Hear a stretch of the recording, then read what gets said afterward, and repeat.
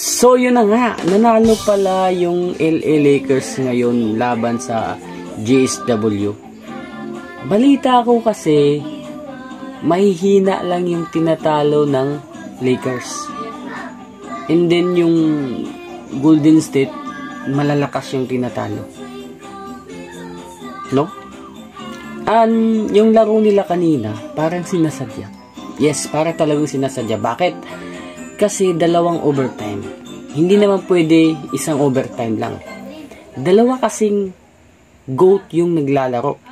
Yung isa, greatest shooter of all time. Then, yung isa, greatest player of all time. Kaya sa tingin ko, sinadya talaga nila. No?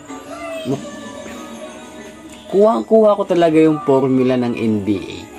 So, tingnan natin yung mga previous na laban ng dalawang to.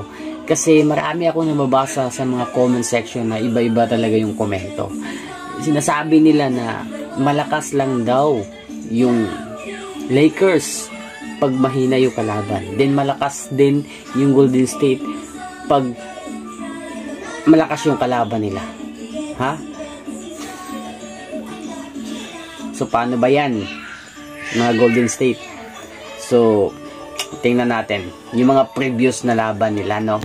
Mahihina lang daw yung tinatalo ng Lakers, no? Tingnan natin yung mga previous games ng Lakers. So, ito, OKC versus Lakers.